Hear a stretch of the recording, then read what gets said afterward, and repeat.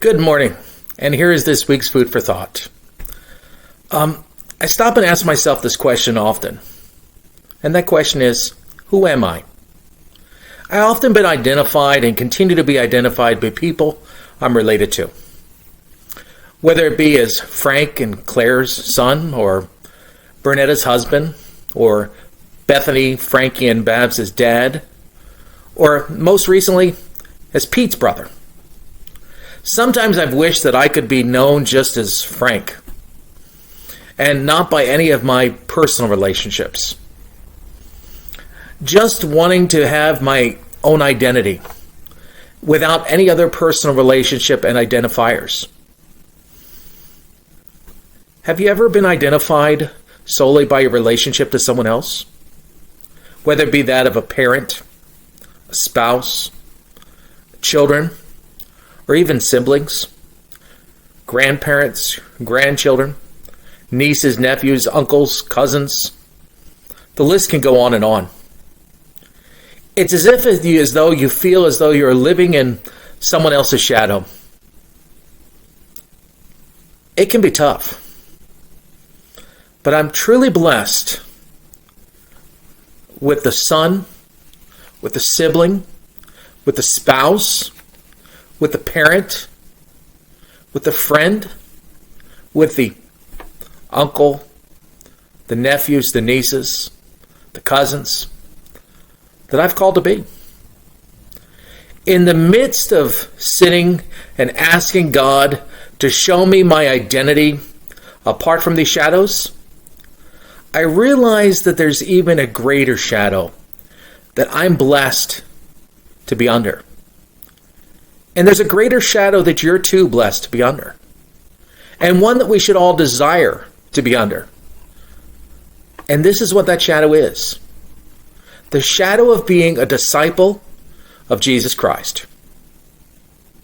My prayer for this week, my prayer for me, my prayer for you, is that we may be an ambassador of Jesus. Paul makes that clear to the church in Corinth in his second letter.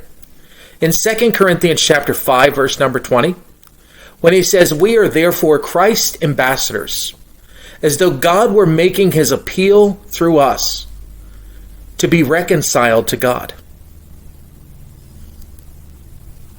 I want it to be that through my life, and I would guess you would want it to be through your life as well, that through our life and through our actions, that others may see Jesus.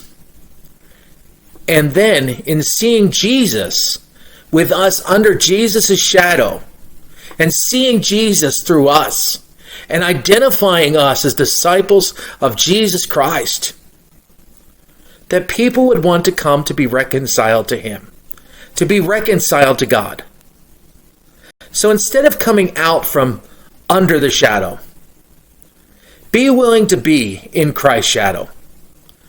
Be willing to be that disciple of Christ. Be willing to be that person that when they look at you, they identify you not by who you are, but they identify you by your personal relationship with Jesus Christ.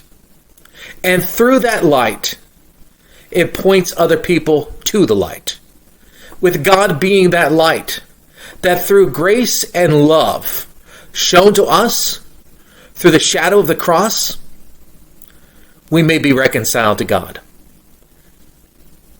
Let yourself be identified. Let yourself be identified as a disciple of Christ.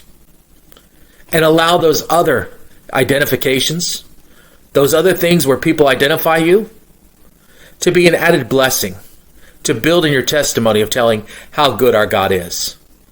Go and tell other people about the love of Jesus Christ.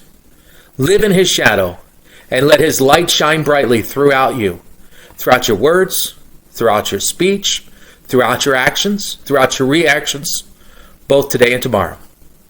Until next time.